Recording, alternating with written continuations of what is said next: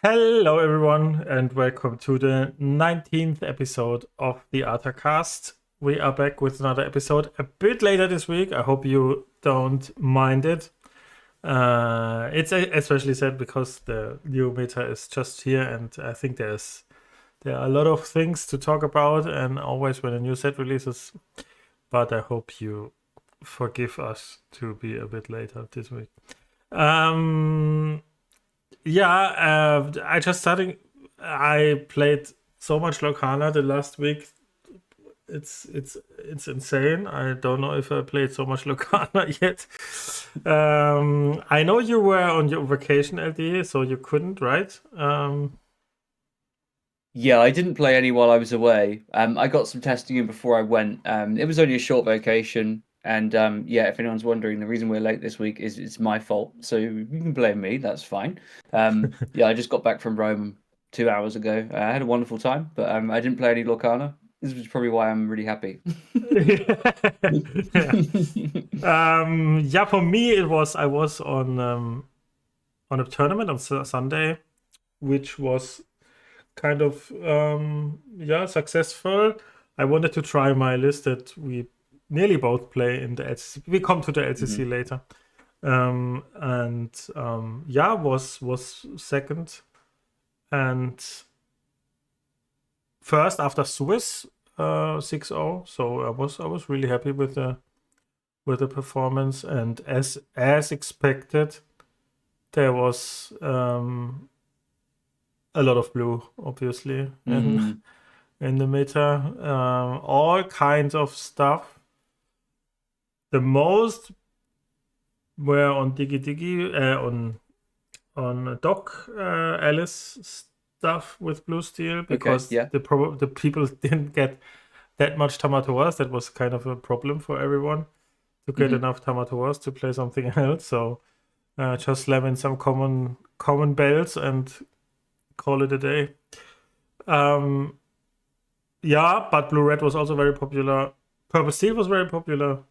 I think these three decks are probably the decks of day one. Just as a general, we come to my deck list later, I think, when we go to the LCCC deck list. But I think, just as a general, last week I was really praising my deck over the moon, because I said it's broken as nobody can beat it, and so it's a bit less now, but still very, very powerful, and I'm afraid of no one, to be honest. But of course I experienced some games that I can lose. That feels good. That feels good, to be honest, because I would be afraid otherwise. And I want to discuss a topic with you, but first of all, sorry, I didn't want to interrupt you. No, I was just going to say, to me, it sounds like you've lost one match with that deck, and now you believe it can lose for the first time. You know it's still very likely to win, but like you've seen a loss happen, so you're like, okay, it's possible. So it's kind of like it's such a small hole in your armor, but it's still there. Like you have found the one tiny hole. No, that, I makes lost. you feel vulnerable. I won. I know last set when I was in Battle Beer for last set. Set 6, that I went through the tournament with no game lost. I remember that. This time there were a lot of best of threes. Honestly, I played a lot of 3 games. Okay. I'm a bit concerned about the power of Bell still. I feel like the games I hit Bell, I nearly all won. And the games I lost, I didn't hit Bell, and my opponent did. Feels unwinnable. So that concerns me a bit, to be honest. I don't know how crazy hard Mulligan we have to do for it. So it's kind of weird. It's kind of a weird situation. If we even give back 2 drops or something just to hit that Bell. I have to figure it out more how to Mulligan. I think Mulligan is very important. I'm glad Um, you've said that because that's one of the things that I'm really struggling with so far is optimal mulligan decisions, and this kind of takes us a little bit into something I wanted to talk about, but we'll come to it later with our LCCC decks. But yeah, the mulligan is tough, and it's tough to know how far to go. Like how deep do you go for these openings that are really really good? Because I'm completely torn between the fact that when you have it, it's so fantastic and it feels hard to lose, but it doesn't win the game alone. It doesn't even snowball you to the extent that like Diablo can. mm-hmm, It's just kind of like a box that must be ticked, and if mm-hmm, it's ticked, the game is tough to lose, mm-hmm. but it's still totally losable. So yeah, I was hoping you'd have answers for me and you just tell me exactly what to keep, and then I wouldn't have to think for myself. But it's good to know. It's reassuring to know you're struggling as well. Honestly, there are some matchups there where you don't need a one drop Yep. too much, like Green Steel or like DKP version is also something that I was, because I'm playing against Ed in the first round of the LCCC, and I tested that matchup a lot. I think you go for the value game plan against them because you have so much removal for everything they do. So you basically try to draw more cards than them and just remove everything they do and try to make them awkward turns, and hopefully also playing some really good peats. And then you should be fine. So you're there. You don't need, honestly, too much a one drop. Especially not Belle because she gets Maui and yeah, turn 4 and then she made 2 lore, so it doesn't even matter that much. Yeah, that's just the case. Yeah, I think yeah, it's hard to evaluate then how hard we mulligan for that. Yeah, I think that's something we can work on still. I think, and every hand is different, so. Yep. I tend to keep a Smee, but not a Calhoun blind. And then, yeah, the rest is just keep all items and keep builds. So that's Yep. what I think is the right thing to do. Yeah, it's pretty straightforward. We're giving here free info. I don't think it'll take people too long to figure out Yeah, some of these optimal curve yeah. openings with this like reasonably linear deck. Yeah. Yeah. What a topic I found interesting on the weekend is I experienced a lot of, if you don't go for the bell nonsense, then I found the blue steel mirror match really, really skill intense. And that's a part I really, really liked. So that reminded me a lot of set 2, where the red purple mirrors were I mean, people were complaining about the meta in itself, and it was kind of a mess. But what I asked myself is, if a meta is not very diverse, but the mirror matches are very skill intense, do we then even have a problem with meta? You know what I mean? I do know what you mean. But it's a problem, of course, if you don't like the deck. That's then yeah. I mean, still a diverse meta is better, and still, Hiram is a too powerful card, probably in my opinion, and that's probably the card. I'm still on the opinion, like last week, that I think we need a ban or an errata. That didn't change for me. Yeah, no, I agree. I'm still in the same place where I think something needs to be changed just because the overall level that the Sapphire package has reached is just slightly too high. But for me, I don't know, I'm really torn because I don't like the idea of changing brand new cards, but I think that Bell creates such an issue across the whole meta game, which is that like it just we went over this last week, so we don't need to retread the same ground. Yeah. It stops so many things from being able to exist. Things that people, if you look at a deck like Blue Red and you're like, well, Blue Red's it was good and it got better, but you could just fight it with aggro. No, not in a world where Bell exists. This card effectively stops you from playing so many things that you should be able to use to undermine some of these blue decks, but you now cannot, which is a huge problem. So, I've been a Hiram hater for a really long time, but I think I see the more immediate issue being the turn 1/3/3s for sure. I think the probably best move for me would banning or errataing the popsicle. Probably because if that sort popsicle of is fixes both halves. yeah, because Hiram in a world there I could see a world where Hiram is a fair card if you just don't have if you just if you play the deck yourself and you need to banish your I don't know your fishbone or something, that's not very much value. No. It's only the cantrip items that are really the problem. And for Bell could be easily an unplayable card if you have Yep. no support with these cantrip items. So I could see if I don't know Lorcana and I see the Bell in a starter deck and I know how TCGs work, then I could see me seeing the card and think, oh, I don't know if that's good. It's not an obvious good card. It's just a good card because of the cards that exist to make her good. So Popsicle would solve a lot of problems, but also could, nearly destroy blue completely. Yeah. So Exactly. that's a problem.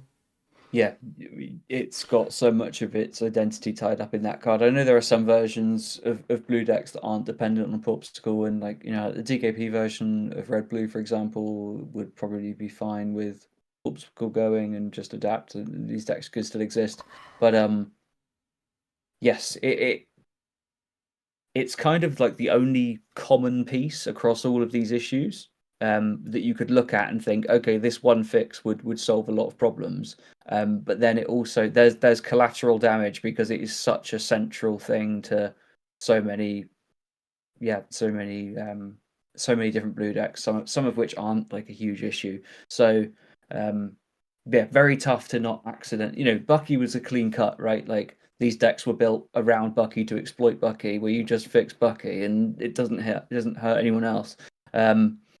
But yeah, it's if something has to change, like there's no clean answer, but Yeah. something has to happen at some point because it's just it's right now like I tweeted this week just saying like it's really refreshing. I'm about to sort of say it word for word, but just it's felt really good that a lot of long-time Sapphire players, very successful Sapphire players, are themselves in this time around drawing attention to the problem and saying like, "Hey, my favorite deck is too good. You should fix this so that it's not the only deck people play." And you see, people are at least doing a very good job collectively of saying like, you know what, let's be reasonable here. There are some issues going on, which massively accelerates like Ravensburger, everyone being able to see that there is a problem on the table, and that something needs tweaking. I should say as well, just to caveat, like when I say there's a problem, I don't mean I'm not saying this game is unplayable. It's just like there are some things that are a bit out of whack with design. They need reining in. And to go back to your original point, which I'm in a long rambling way trying to respond to, I do think that when the metagame is when the mirror match, if one deck is super good and makes up a huge percentage of the metagame, like a problem level would be like 50% plus. If the mirror match is really skill intensive, not draw dependent, so like the games are really consistent. So think back to your red purple mirrors of the past. There are a few things that you kind of want to draw across the first few turns of the game. You need to sort of see one rabbit somewhere, or it becomes a lot harder. But it's not like, oh, my opponent had a red hot draw, I just lost, I got run over.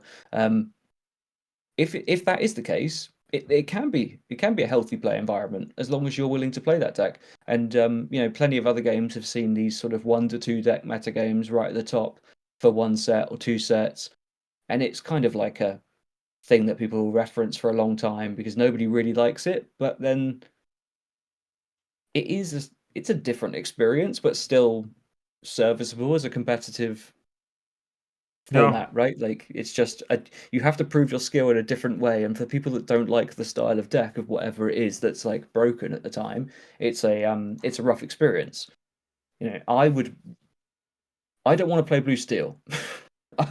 I'm like the last person that wants to play blue steel, and I'm playing blue steel in a like expressed in an expression of blue steel that looks as close to a purple deck as possible. So there's some room for doing some interesting things like that, trying to find your personal place in the one deck metagame. That one deck metagame is an exaggeration for now, but there is still some interesting stuff to do. Yeah, I don't think it's such a huge thing, and I think people will probably be feeling that there's some strong knee-jerk reactions, like people don't like the power level of Tamatoa, of Bell, but maybe as things go on. I'm interested to know sort of from your tournament at the weekend, what was the feeling like in the room? What were people saying? Your top 8 seemed to be a lot of blue steel. Was it a bit of a running joke? Did people know they were kind of like, yeah, okay, this is maybe too good? It was probably the worst atmosphere in any release tournament I played yet. So because everyone was complaining about blue, the half field played blue, and they didn't want to, many of them. So I think that's not a good expression. No.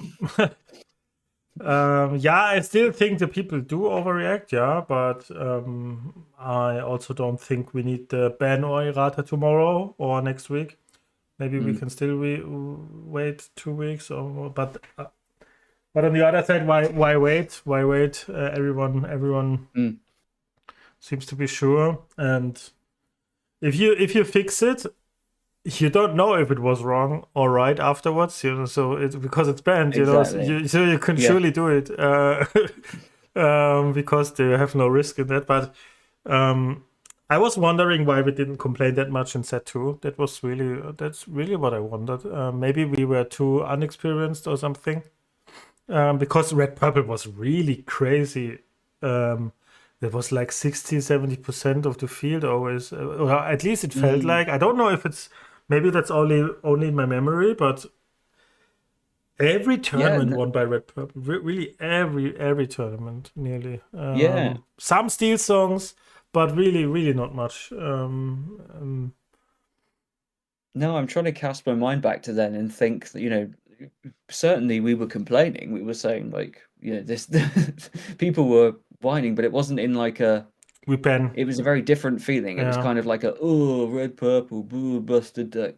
It wasn't like a fix this now. There was no call for action. And I think the only sort of vague thing I remember from the time is there was an overall feeling that the game was incomplete. Like we were playing a developing game. You were in set 2. There were essential pieces of these, this phrase that got thrown around loads, that like the first few sets were all designed together and designed to be played together, and key pieces will come that will open the meta game up. Actually, in set 3, they completely did, and it was fantastic.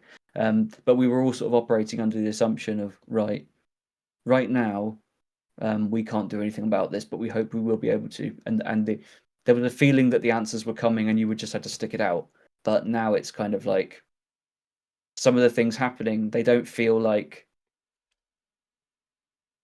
issues that don't have answers. They feel like outliers, individual mistakes, right? Like if you look at a card like Bell, you're not thinking, oh, well, there's just a type of card that will answer this that we need to wait to come along now. No, it's purely outclasses everything else playable on turn 1 and just looks like a straight up design mistake. So those kinds of issues could only be remedied by a fix, like an errata or ban. So it makes more sense that people are calling for that earlier, because natural answers won't come. And if natural answers for Bell come, it means the power creep has gone out of control. Yeah, that's true. Like a natural answer for Bell is like a 1-drop 3/4. Yeah. And that is like, do you have the in Germany, do you have the it's like a kid's nursery rhyme, the old lady who swallowed the fly? No. No. I know what you mean. Yeah, but she swallows a fly, so she eats a spider to catch the fly, and yeah, then she okay. eats No, like but I a know bird to. Yeah. Okay, no, we don't have that, but yeah, that's a good. No. That's a good. Yeah, I know what you mean. Yeah. Yeah, you don't swallow spiders to catch flies. All the problem is just getting bigger and bigger. So I mean, yeah, to put all it of in that a to say, yeah. bit of a relation is that she's not a 1-cost 3/3. She needs the item still, so it's a bit. Yes, yeah, It's a bit. It's a conditional. bit. Yeah. It's a bit conditional, and if you would target it a bit, it would be soon unplayable. But it's not. It's not a 1-cost 3/3. It's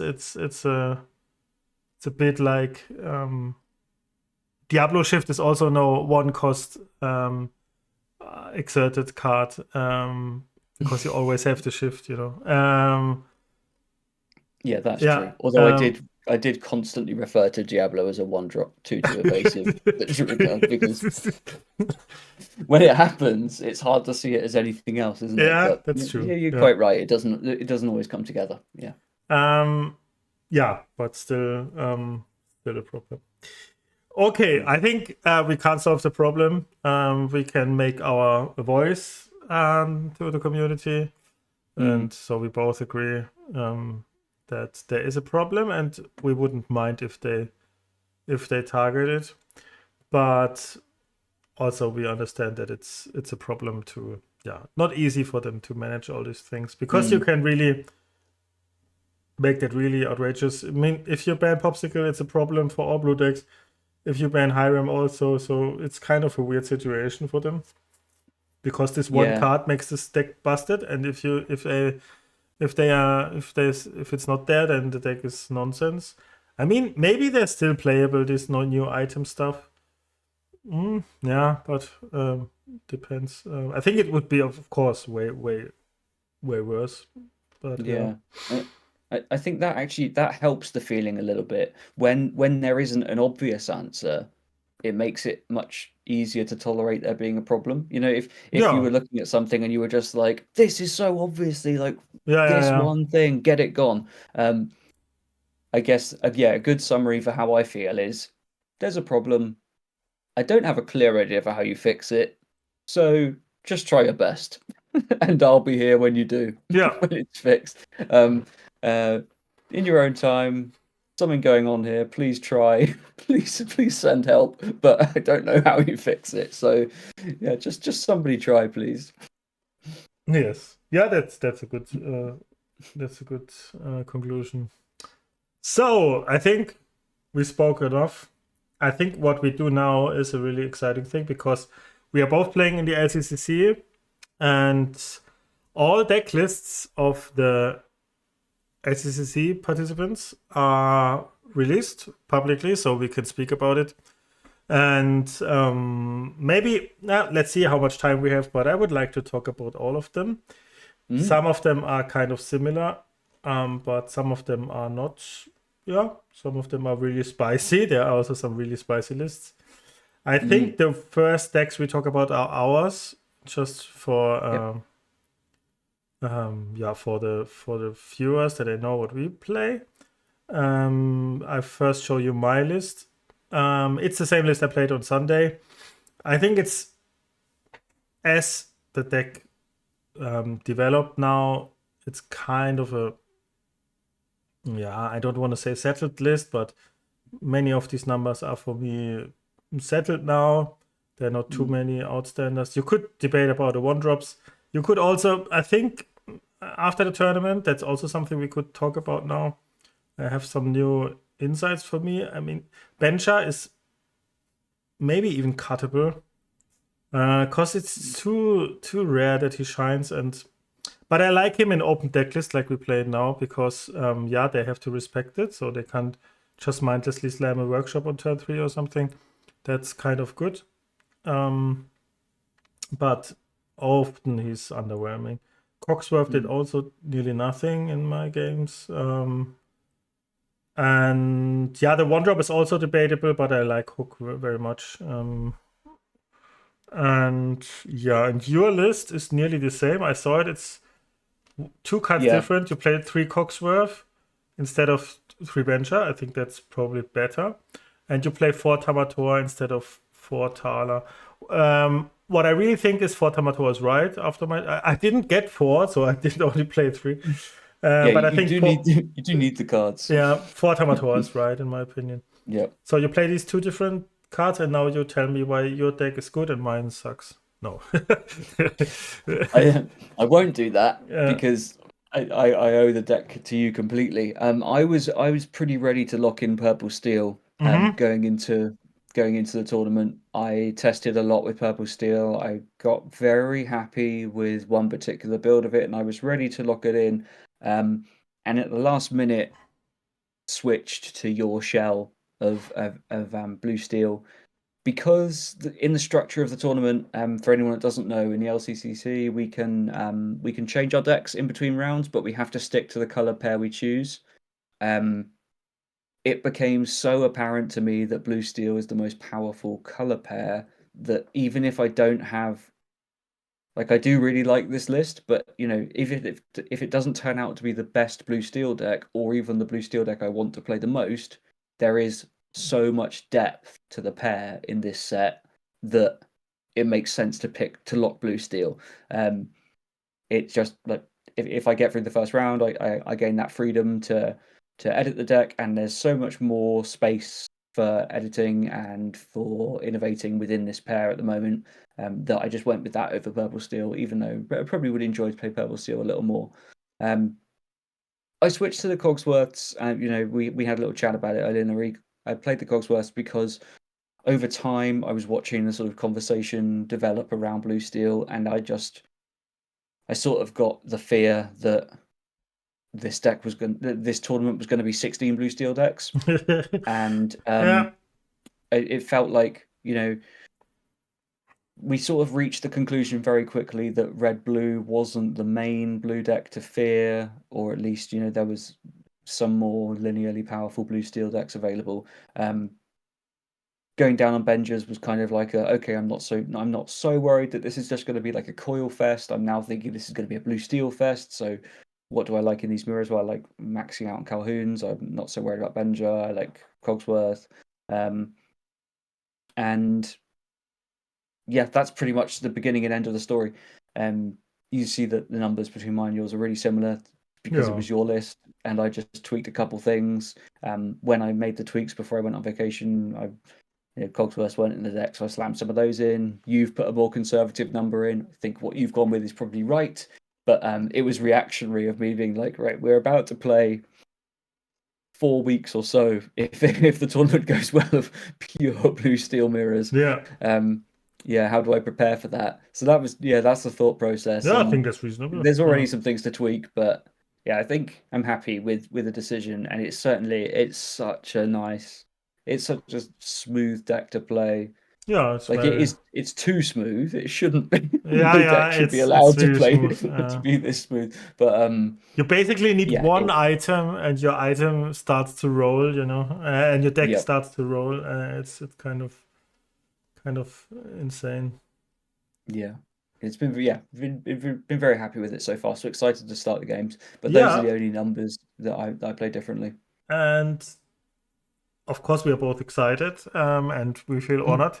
And we have both, I don't want to say luck, but I think we got some good matchups for the first round. So you got red purple, but what a list of red purple is this? It's insane. What Domingo is the European champion of Lorcana right now, and he brought Mill red purple, and that's one of the most exciting games probably to watch for the community, because they really want to see if this can work, because probably everyone is doubting it. And yeah, I don't want to say everyone is doubting it, but everyone wants to see, they really want to see you going deck out if he's able to do that. Yeah, and I still doubt it, I would say, to be honest. But maybe he teaches us all a lesson and mills you, and you are not clever enough to ink all your Hirems. Yeah, well, that's it, right? It seems like there are a few things I can do to try and prevent getting milled out. Yeah. Number one is like don't go crazy with Hirems. You're gonna need to be pretty reserved with those. Yeah, I've looked at this. First of all, it's so cool. It's such an Yeah. innovative list, and I was trying to plot. I was in my mind thinking through like, okay, what's led Domingo to this conclusion? Either he's like is he out to just wants to do something, wants to like showcase a deck that's like really out there and completely different and make a name for himself as a really innovative deck builder, because if this has success, he'll certainly do that. I wondered if was the thought process maybe if you assumed blue, a few weeks ago we thought blue red would be just crazy. Like, how do you ever beat blue red? If the metagame goes blue red heavy into tons of blue red mirrors, which causes a huge uptick in the blue red item type builds, like workshops decks, because they sort of smash the mirror and draw loads. Was his thought that this metagame is going to be so many people sat doing nothing but drawing cards that you just start to mill them out and win? Like that, there could be something there. Honestly, against blue-red, he would be happier at least with the matchup, because he can survive very long against blue-red. They probably need a dime to really put in a clock. And if not, you also draw a ton of cards with this 2-cost. Both players draw 3, so basically both players never run out of cards in this deck. And then you have 3 Tremaines, all the bounce stuff, and 4B prep. So against blue red, I can really see it a bit. So maybe that's not unclever. Yeah, that's what I was thinking. But he didn't want to face you or me. Really not. That's not what he wanted to face. He don't want to face Aggro or something with a lot of pressure. Who doesn't want to make a long? I mean, we can draw a lot of cards, but we are not depending on it, So we can just slam a lot of characters and make them be prep. Slam a lot of characters again, make them be prep, and That's how we can win. We don't need to play card draw. I also can see this very much struggle against DKP, because that'd be tough. But traditional red blue, if it's a conservative list with coil and Caesar and stuff, with all they don't care, then it could work.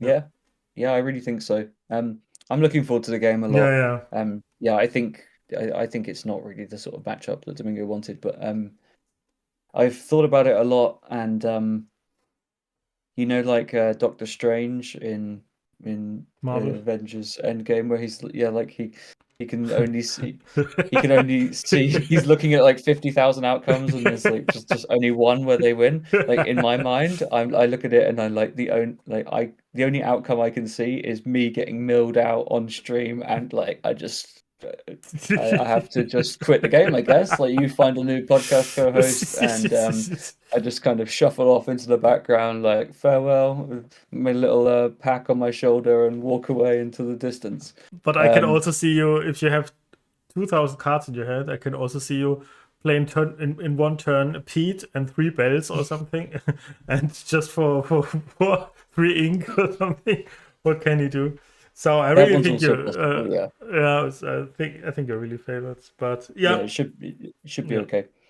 And me, I'm playing against Ed, and I'm thinking too that that's not the deck he wanted to face, because I tested like 30 games or something now. It's crazy how much I tested this matchup against myself, and it's really hard for him to pressure me, because I have answers to everything he does, and everything he does is kind of a risk. He probably never can play a shark, because if the shark gets Zeused, he nearly loses the game immediately. So probably all of his sharks get inked. The only thing is if he's able to place a good mana, and I have no answers for that mana. But the Pete's help a lot against the manas, because I can then play Pete and Lawrence or something, and he can't remove this. So the manas will probably not get many ticks. And what I can do is just try to outvalue him. He has only 4 Hirems. I have 4 Hirems and 3 crabs and have 8 popsicles, and he has only 4. So the most of the time, I grind him out and answer everything he does. And because the Aggro approach doesn't really work against him, that's what I found out. If he goes Thala, I could say, okay, I play Smee, Lawrence, Mana or something. But if he turn 3 goes Thala and then turn 4 Maui, then Thala and Maui can take out the Mana immediately. And I'm out of cards nearly, so that didn't work for me at all. Because if he then has a Beep Trap and I have only 1 card left and then he slams a Mana, then I lose. So I need to be a bit more conservative. Slam all my Hirems. I have way more cards than him most of the time. And lucky for me is that I know that there are 4 scars. In close decklist, this would be way more threatening. Because to play around the scars is kind of, I don't want to say easy, but it helps a lot that you know that they can come. So you sometimes don't quest with your characters. And it's kind of, I don't know, easy is really, because I get crushed probably too. But I feel very confident in this matchup, and I'm sad for him. I'm sad for him. Maybe he crushes me, but it's really not the matchup he wanted to face. Probably he wanted to face blue steel or something, normal blue steel, where he, especially with no Zeus, there are a lot of lists here with no Zeus, and if you play no Zeus, you can just slam sharks, and they need to answer it. And if you have a deck that answers sharks very good against DKP version, it's very tough. But maybe I'm also playing the deck not correctly against myself, because I tested against myself all the time. And I just can't play it. And I get teached a lesson. But you can't ever count like a proven list. Well, this is there's some spice here, like 4 scars, but like blue-red, tons of 4-ofs is like, it's not a bad deck, is it? You've seen this win lots of games before, and it's also won lots of games it's not supposed to win. So your testing might tell you a lot, but you've got to be on your guard. Yeah, there's always variance in there. But I was not, that's what I can say, I was not unhappy to see that matchup, to be fair. What do we have else? The Syed list, what became crazy popular after the weekend, because he was also on the big tournament in America, and his friend won the tournament, I think, on the same list or something. This new Jeremy, Oswald, right? It's his podcast co-host. And this Oswald, Oswald Sapphire Steel. Oswald is one of the least cards I want to see in a meta. That's the. I don't want to play in a meta where Oswald is strong. This is not in the meta I want to be. This is so stupid nonsense. I get you. Like, if that's the way to go, it reminds me a lot of Diablo, to be honest. Like, answer this or you lose. And if that's the way to go, if that's the way to win your games, to flip a dime with the Oswald, then what's going on? I mean, that's I'm surprised, to be honest, to see this deck winning. But I will see how this deck can crush people. Oswald feels weird to me in a meta where a lot of bells and Stormrage on running around. But that was my first thought as well. It feels like he's very fragile. But obviously it did work. To be fair, day one deck lists, I experienced a lot the same right now in my tournament where I played, are not very well defined, and that's where the pro players like San or us or something can really shine because they can be very ahead of the meta. I played against a lot of, I don't want to say nonsense, but like testing stuff that wasn't just trying to play new cards and stuff, and that really is something different than what Sam does. He plays a very well-defined list. He playtested his deck a lot, so I think it's still a bit of a difference as when the meta is settled, like 2 months or something. But yeah, I don't want to take away the success here. That's not what no. They've had a fantastic. Both of them have had a fantastic run with this build, and it's caused a lot of discussion around what is the right direction to take blue steel in, and the answer currently seems to be, who cares? just play whichever version you like. They're all pretty good. I share your concerns about Oswald. But yeah, it's really cool, really powerful week 1 deck, isn't it? And yeah, you might not like playing in a metagame where hoping to flip a dime off an Oswald is a thing, but I bet it feels pretty good when it happens. Woohoo! Yeah. Wow, cool. I'm happy for you. Yeah.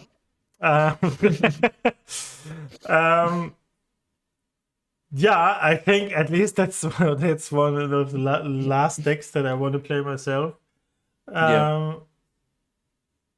And I really hope it's not that strong. I have to test it a lot against it. I really think that's my honest feeling after my weekend, that Bell in itself doesn't solve all aggro problems.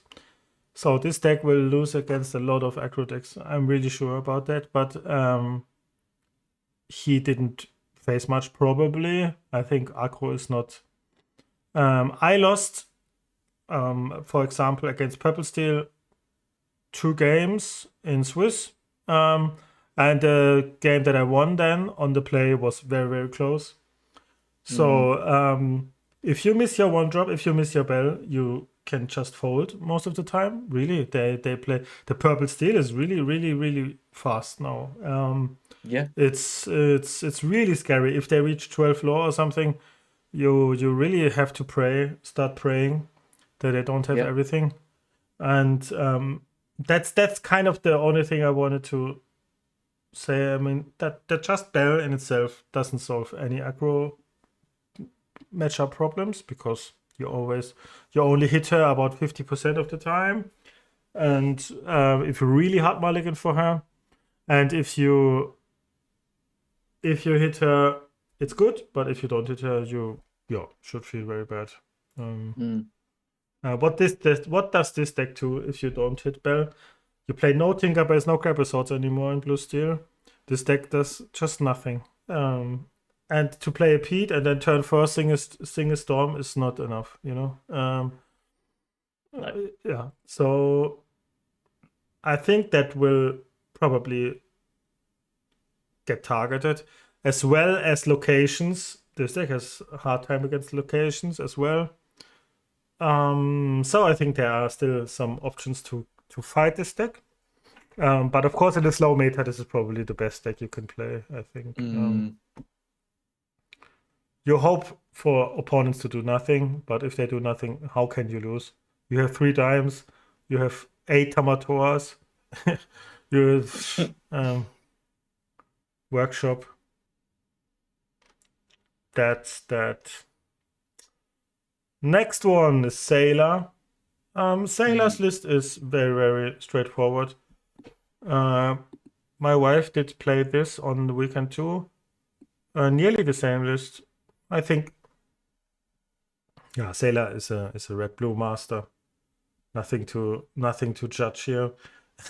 And at least for me, I would say if I would play red-blue, I like nearly all the numbers here. I would probably want personally to play 3B preps, but that's just a personal thing. He knows that way better. So probably one Medusa for B prep or something. But it's that. it's not too meaningful. I think there's nothing to complain about this deck list. No, it looks very. It's just one thing struck me just looking at this, and it is a trend across a ton of decks. Like the number of uninkables that all these decks are playing has gone so far down. Like you just every deck is like the bricking is a thing of the past, pretty much. Yeah, Like that's even true. like famously uninkable heavy red blue. Like this plays 13, and the numbers look great. And these lists used to be over 20, some of them. Like Yeah, this, yeah. like we're playing blue steel with 9, 10 uninkables. All these decks are just like frighteningly consistent. Um, in their ability to ink and make lots of choices and not just get priced into a bunch of bricks. But yeah, we've reached this point where the overall power level and consistency of all these playable decks is just going up and up and up. And that's always going to happen as your card pool gets broader. But it's interesting to see that number shrinking. It's helped a lot by things like Sapphire Coil gets printed as a direct 4 of inkable replacement for 4 of your uninkables. That really helps. But it's not just this deck; it's loads of them. Yeah, it's also the one Yeah, jump isn't in there. It's the sale yeah, and anymore. It's the sale and Tipo now. So all these yeah, cards got inkable replacements. yeah, crazy. Yeah, I think Yeah, he's playing against Speci, I think, who's playing Purple yeah, Steel Aggro. So interesting matchup. I think his version is very good. Is one of the better versions of Red Blue into aggressive strategies. You have 3 Pirates Life, all this Sisu stuff. So yeah, maybe he's it's interesting. Depends a lot on who's on the play, honestly, probably. yeah, for sure. Yeah, I'm really looking forward to that matchup though. That will be an interesting one to watch. Next one is level 9001, who won. I don't know which DLC he won. He won one American one. I don't know which one. I also can't remember which one it was. But he plays the same color combination that he played there, but a complete different shell. He plays. Very, I very really different. really like his list. His it's green yellow aggro. Kind of what we tried to build, but Yeah. honestly, some different things here. He plays for the Pegasus shift line. He plays Creakies. That's I can really see that. He plays the new uninkable 2-cost bodyguard with 0/5. 0/5. That could be really annoying. How can you? It's very. I was just trying to think, like, how does our deck get through that? It's really annoying. Daisy is just in itself a real problem for us. Also, he's very good with Rapunzel. The only problem I see in this deck is just that the complete deck dies to Sisu. That's still the problem, but I think you won't overcome that. Plays Clarabelle. Yeah, I think I really like his decisions here. There was a lot of. Also, if you have a lot of blue meta, then the Hey is really cool. To get some, it's basically 1 free ink most of the time. Yeah, really nice. Kit probably still. Yeah, that could be maybe. Kit is an interesting one, isn't it? Like we could probably do an episode just on the state of Kit Cloud Kicker. That's true. And that's. But it doesn't have a lot of targets right now. Is the really, really short answer. Just if you're a blue steel, just imagine you don't hit well. You just lose to this. It's unwinnable nearly. Daisy's really crazy good against blue steel. Even if you hit Bell, what do you do with the Bell then? They quest with Daisy, and then what do? You make 3 damage? Probably not if they have Rapunzel in their deck. It's really annoying. And if they follow up with his bodyguard nonsense, then you have to wait till you make a good strength. You can never quest with the characters because they run in with Daisy or the bodyguard and Rapunzel for 3. So you are stuck very, very long. And you just can't let them because all of them quest for 2 or 3. So I can really see that deck shine. I think blue-red is probably the worst matchup. That's the problem for this deck. I mean, at least Sisu blue-red is really hard. Cause and maybe that's where the kit is for, because they really need to kit the 3-cost Sisu, or they just lose probably. Yeah. That is what I could imagine. Yeah. Also, kitting Hiram is also kind of good often. It's relevant quite often. But he is unlucky. He's facing Zach Bivens, and Zach Bivens is on Steelsong. So I think not Red Blue is the worst matchup. Probably Steelsong is the worst matchup. But still, I have a lot of high health characters, so I'm interested to see that too. Steelsong is not what you want to face with this, but yeah, let's see. Unlucky though, he could face a lot of blue decks that he wanted to face. Do you want to have a look at Zach's deck quickly now? Yeah, while we're talking about it. Zach is a goat because he's just sticking to Steelsong in a high blue meta. I really like it. And he's a close friend, I think, to Chuck, Chuck. And they made this list probably together. And honestly, I saw Chuck playing on stream against Red Blue. They made a best of 10 game. And I don't know, it was close. Red Blue against Steelsong. It's way, way better than we think it is. Or we all know Steelsong is bad against Red Blue. The locations are really, really good. That's really, really interesting how good they were when I saw him playing. Because you just slam them before the B-Prep turn. And then they B-Prep, and you have this annoying 2 small locations on board. They need to play a Maui to get rid of one of these nonsense locations, and they all tick. So, and you have a lot of removal here. You have 3 Criminal Minds, you have Zeus, you have Strength, you have Storm. So you basically shoot everything down and protect your locations and close the game by that. And you have all this early game aggression as well. So I like the approach here. He plays the new Troubadour, which is kind of an Ursula replacement. People say it's worse than Ursula because you can make worse Rapunzel, but he's an ally for the Bianca. And the Bianca is one of the other new cards that gets cheaper if you have a ally in play, and then she only costs 4. What's kind of strong for 5/5 then. I'm interested in how he will perform. Yeah, I really, really like this Bianca build. It's awesome. Like a 4-cost 5/5 that sings your 5-cost songs is a pretty good deal for this deck. It just wants big chunky bodies sometimes that you can play for a good cost. It's awesome. And like you say, Zach's been doing this for a long time. Knows what he's doing. And against Blue Steel, trust me, they have a really hard time against this deck. A really hard time. They shoot everything down. They shoot just everything down. They will never stick a character. Because they play not that much characters, at least the item versions. And Oswald is just a joke against this deck. And everything else, each character they play, they shoot away. The only thing is, of course, Bell. If they open Bell and you open Cindy, you feel bad, but that's not always the case.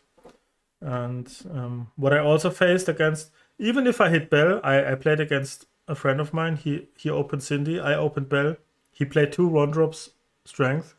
And then my Bell is gone, and game is also over probably.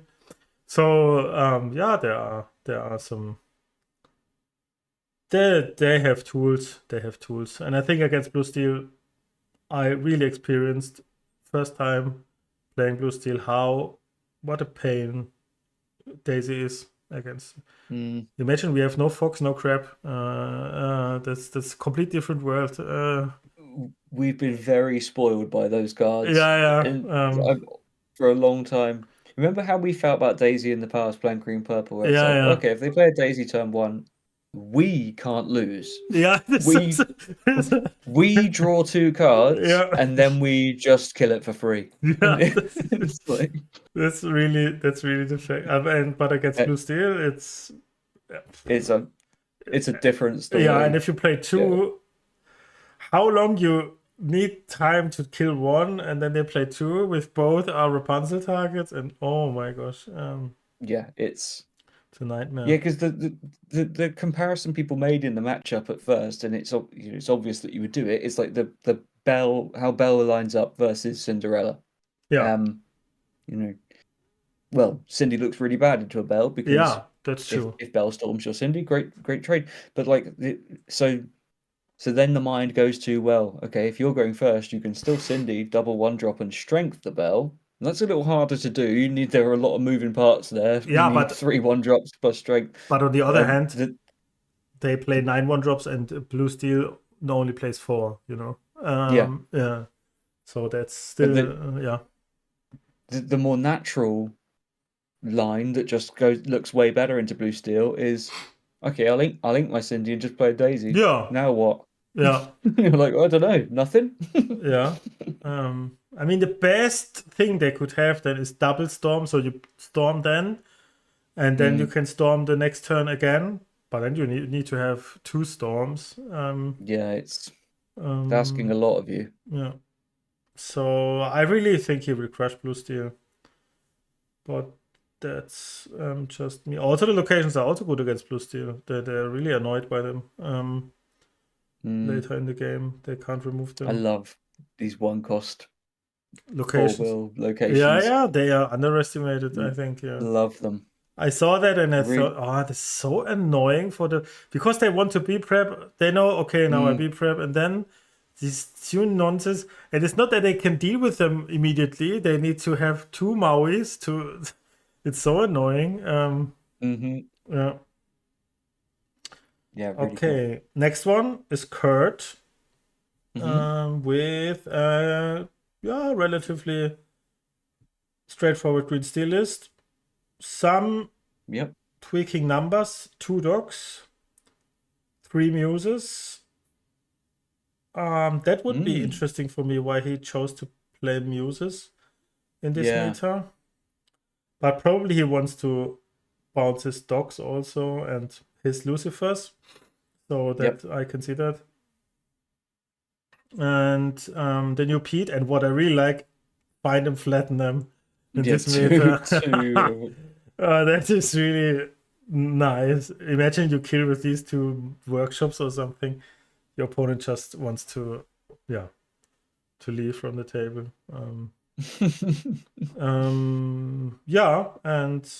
Obviously the discard strategy shouldn't go anywhere probably.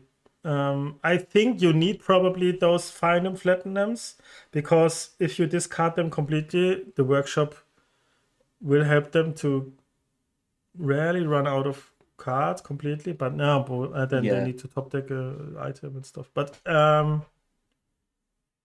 but still, I think in the meta right now, can't be too wrong to play some inkable item removal stuff.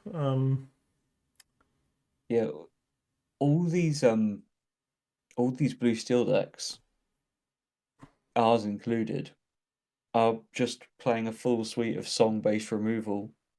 We've shown absolutely zero respect for Ursula at all. Yeah. And I imagine we're going to get hurt by that if we have to play against. I think it's still the best for us. I think we should still have to keep them, probably, the songs, because we can't just say, okay, because they don't often go for, they won't keep Ursula probably, or maybe, I don't know, but they really hard mulligan for Diablo still, and then it's not that often if they have both Diablos and Ursula in the opening hand, but it can be, and then you feel bad. But I think we have to keep them probably. We can't let them just have a Diablo there. Yeah. No. Yeah, but straightforward, he will probably do quite good. I don't know his matchup though. Forgot it. Yes. Next one, Mo, who also betrayed the green purple family. Betrayed. Like us, we all betrayed our Kid Cloud Kickers. No, he didn't betray the Kid Cloud Kickers. He's still playing them. But he plays a very spicy list in green blue, and you look at this deck list and you see a lot of cards, and you have to reconfigure your mind a bit, because you need to get all his ideas here. Ink Guys are also in here. He plays a lot of cantrip spells. That's also a crazy combo with this new Pete, the 1-drop Pete. Pete says if you play an action that's no song, you can destroy an item. And you can just go turn 8 or something when you have 8 ink. Go Pete, develop visions and kill 3 items or something. That's crazy. All this item respect in our decks is crazy.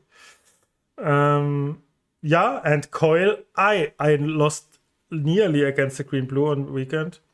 A Coil with Muses is such a pain, I tell you. Yeah, it's brutal. It's such Absolutely a pain. brutal. I drew no bencher, and then I couldn't do anything. He just every time he bounced my stuff, I couldn't stick anything onto the board. It's like, yeah, it's like we fell with green purple into Muses, but with ink with Coil, everything of us. It was really a pain. And the Ink Geyser is probably a very good card against all these blue steel decks. And against blue reds, because what do they do with this dime stuff if you have 3 ink? They need some time to get a Tamatora. Yeah, and other than that, I think it's very straightforward blue-green stuff that we see in past sets. Like, I'm a bit surprised that I see no how can I say bend to my will in this deck. But probably Ink Geyser has nearly the same purpose a bit, you know. So just crushing your opponent after you refilled your hand or something. So you probably want to go Ink Geyser, sing how far I go. Something like this in this deck, probably, to get back on ink. Maybe, I don't know. Maybe I'm also not completely sure about all these lines. I think it's probably a very hard deck to pilot. Yeah. It also looks like a deck that, like, 2 Petes could lose this deck the game, right? Like, if you draw two steel Petes, like, Pete must mess this deck up pretty badly. No. Yeah, true. Turn. Pete is a problem. Yeah, it's of course soft to that sort of thing. You need all your actions to activate your muses, which are looking. Yeah, it's Sometimes you'll play against a deck like this, and you will get so crushed. Yeah, it'll be like that's true. The worst you've ever lost a game. Yeah. And like you feel like there's absolutely nothing you can do. But yeah, it has its weaknesses, but I'm pretty sure Mo's an incredibly skilled pilot. And looking forward to seeing it in action, because the games where this plan comes together, they're fun to watch. They're just not fun to play against. Yeah, that's true. Yeah, excited also for this. The next one is Moyen. If we would have to say we can't change our deck lists, then I would say Moyen would win this, because it's the best deck. Nice. It's the best deck in my opinion. He plays blue steel, but not with Oswald. not with Workshop. That's also what I really understand, because Workshop is such a slow card. He chooses to play a bit more resilient to aggressive strategies with Smee and the Scrooge. I mean, the other decks played also Scrooge, but he plays it as a 4-off. And no Workshop, that's a lot, because Workshop is uninkable, and Oswald too. If you face a turn 1 Daisy, you have Oswald and Workshop in your hand. You think, what do I do now? Can I do something? Or no, I played turn 3 Workshop. And this deck has only 6 uninkables. That's crazy. And yeah, I mean, it's not hard to figure out what this deck does. He survives early game. That's kind of not that hard. And then he ramps up to his Tamatoas and Dimes, and then that's what he does. I also like the last cannons here. They give Challenger +3 for this turn to help up with cleaning locations. I think it's well thought. And can't see many issues of this deck, except that it's a 2-liner. And he should have make one cut and play a 1-off just to make it a 3-liner. But yeah, that's no. I get it, but yeah, I'm curious how we will do. Yeah, it looks great. I think he feels very confident, and yeah, he should. The only thing I'm not super convinced are the 4 Cogsworth, because in my games they didn't do that much. But yeah, he knows what he's doing, so he thought he would play a lot of mirrors, and then he helps. But I also found in the mirror, I would rather play a 4-cost Scrooge, the 5/5 one with just more strength. And I don't know. If you're ahead, Cogsworth is great. If you're behind, Cogsworth does nothing. That's also something I really dislike about cards, if they are doing nothing when you're behind. And that's what Cogsworth often is doing. If you're behind, what does he do? Nothing. Yeah. But yeah, I think all the numbers. If you see this, all 4-offs, but they are so important 4-offs. I mean, Smee, Bell, Pete, Hiram. I mean, you can make arguments about Scrooge or Cogsworth, but the Tamatoas, Sale, it's all reasonable 4-offs. What would you not play as a 4-off here, you know? So, yeah, makes total sense to me. Is my day 1 winner now. Except us, of course. when Moyen posted this deck, my first reaction was like, I have not thought about this game as much as I should. Like, this just shows like a level of thought beyond that it just makes so much sense to me. It's really cool. I really do think he's in with a great shot of performing well in this tournament as well, because Moyen's one of those players who can mostly pick up anything and do very well, but does have like his pedigree is in blue steel as well. So like whether he adapts this deck or just sticks really close to it throughout the tournament, yeah, he's in with a good shot this time, that's for sure. Yeah. So we need to hurry up a bit. We have 4 remaining deck lists. Okay. DKP. Nothing too special.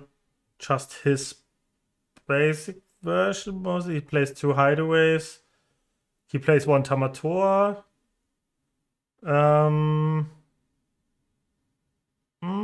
Yeah, but other than that, nearly his set 6 list. Only 2 Kamatalas, 2 Hirams. Nothing too special. If it's not broke, don't fix it. Yeah. Makes sense. So he will probably do well again.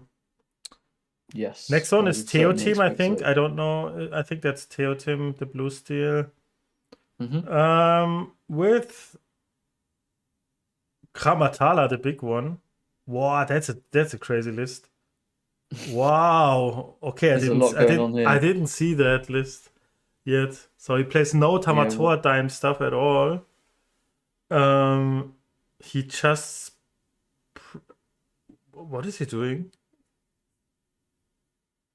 He's not playing any small talers to shift the big ones onto. Is this He's an pretty OTK all deck? in. Is this an OTK deck with Kamatala? So you play Kamatala, make Fishbone, make Greystone Dragon, make... But... It certainly looks like that. Oh, I honestly think I didn't look enough on this deck list. I There's just an thought... Oswald and no dime. So, you workshop, you draw a lot of cards. Yeah. Okay, that's interesting for me to see what this deck is doing. This is Because what if your Domingo win will like to condition play is your against. Kamatala and you play her as a 2-off. Oh, I really How didn't do you see think? this deck list. How would Domingo's deck have done versus this? Oh, This is probably just really good, yeah. yeah. If it goes crazy with workshops, and he just sits there and mills them Eh, out. maybe I don't get it here. No. I can only see the Kamatala as his win con. I don't see anything else. No. Let's see. There are a lot of that were. I feel like I'm missing something because Yeah, me what's too. the Me what's the too. coil doing that? Help up trading? I don't know. Yeah, it's just helping you make better trades. I'll probably lose to this. Yeah, I don't get it, to be honest. But he's a very good player, so Yeah, who knows what he's doing? yeah. We will see. Yeah, we'll see this one play out. Then Federico, very nice guy. I played against him in the fall league. Yeah, he's also known for red blue. And I think it's nearly the same as the sailors. Some small numbers are different. He plays Very 2 close, manas. yeah. Yeah, he will probably do well too. Yeah, for sure. And the last one, Speci, which deck name is $43 and 0 games tested. Nice. And it's a complete burn list like Honey Maron, Cobra, the White Rose, Goat, 4 Benjars, Bounce Stuff, all this cantrip 1-drops, and then for Comic Con, then this new song that make 1 lore and you draw a card, and knowledge and wisdom. So all this, it's not. I really like. Yeah. Yeah, I was just gonna say I really like the card. This is my family. Yeah, it's a good It's one card. we've not. For all we've talked about different cards, this set it's not one we've really focused on. I really like this card. I just don't know where the home is for it. It's got to be in a deck like this. Yeah, I'm not convinced personally about the Honey Maron No. that she does more than other good 2-drops lore. If you have a 2-quester 2-drop, is that not better? Probably, I don't know. Yeah, But what about like a Calhoun that just yeah, even takes that. out like a Yeah. bell or something and gains you your 2 that way? Yeah, but Feels I guess feels good. it's not hard to understand what this deck tries to do. Yeah. If you see it, and yeah, 4 benchers I really get his idea of hating items. Yeah, the sad thing for Speci as well, it's the same as for Domingo. But these people, a lot of these decks are drawing tons of stuff, so like the cost of playing Chromicon is like it's massively in your favor. Yeah. It's good to play it on paper. It's good to play a Chromicon. The bad thing is that every deck is like rammed full of Bengers and random item removal that just never got played before, Yeah. and these decks that just have some Chromicons in them that kind of want to Chromicon their way to gaining tons of lore. Yeah, they'll just randomly get Bengered, and that sucks. Outside of that, I could see a burn deck like this He having some plays legs. against Sailor, and Sailor will. I mean, it's very threatening for Sailor to play against this. This can steal games Yeah. off blue red. Yeah. Yeah. Oh yeah. Obviously, if you have this all 8 burn spells in the end, this knowledge and this other card, Yeah. So I would hate to play against this if I was with Sailor. Yeah, this is it's a nervy deck to play Yeah, against. yeah. You're always scared of what they have in hand, and yeah, it has the potential to win any game. So I think that for Speci, it's a good choice because something like this, he may find that he loses his first round, but like Purple Steel has good depth. Yeah. There's lots to be done within Purple Steel. If he gets more testing in, he'll be really happy with the different directions he can take it in, I'm sure. But then you're also giving yourself, if like the deck title says, if he has had no time to test or not had the ability for whatever reason to get good test games in, something like this puts you in a good position to punish any kind of slip ups by your opponent. Your opponent will have to not miss important things to not randomly lose against a deck like this. So Yeah, that's yeah, another thing why I don't like workshop. You have workshop in your yeah, hand, and then someone plays a Comic Con, and then what are you doing with this workshop now? The uninkable doing nothing card. yep. So I really like the no workshop lists way more. But yeah, that's Yeah. so to come to a conclusion. I think I want to say something in the end. That I think the meta is just to make happy thoughts in the end. The meta is in a better spot than I thought last week. Not way better, but better. There are there are decks to build. There are strategies to work on. There are different deck types. There are just many things to work with, and I'm excited at least a bit. Although I really would like to see something that changes that up in making any of those blue strong cards a bit weaker, or even banning them. Yeah. Yeah, I think it's a good thought to Yeah, kind of wrap up on. And I agree. It's a really weird feeling to be able to like on the one hand say there are obvious problems here that need some sort of intervention at some point. Please do something to fix this issue. But also the game is very playable. There are within these decks that are dominant, there are so many different directions you can go in that even like worst case scenario, there will still be some diversity because there's diversity within the colors themselves. So it doesn't feel awful. There is some room for innovation. But yeah, but there is a problem. So yeah. it's right now it's just trying to remain positive and continue exploring that space and just kind of what's helped me is just parking in my mind. Like I know that some of these sapphire cards are too good, and just try to let that sit to one side and think about the game separate to that. Sometimes you will lose to them, and that's fine. That's going to happen. Yeah, yeah, But yeah. you try to just move on and not like obsess about how much better some of these things are. Yeah, kind of tough to do, but overall feeling is that the game is very playable, and the sort of field across the LCCC that stands to reason that yeah, maybe Sapphire is good, maybe it's like top of the pack, but there is a format here to be with fun games to be played, Yeah. and we will all make the best of it, and hopefully show some good games and have some fun and do some innovation between weeks as well to help everyone kind of keep changing the way they think about the game within the confines of this slightly restricted metagame. Yeah, absolutely. Okay, and with that said, I think we are finished now. Was a lot of new decks, cool decks to talk about. We will see us next week. I hope you are again. Then we have the 20th episode. We have an anniversary. Yeah. Thanks for watching, everyone. Have a good one. Till next time, and bye bye. Yeah. Bye bye.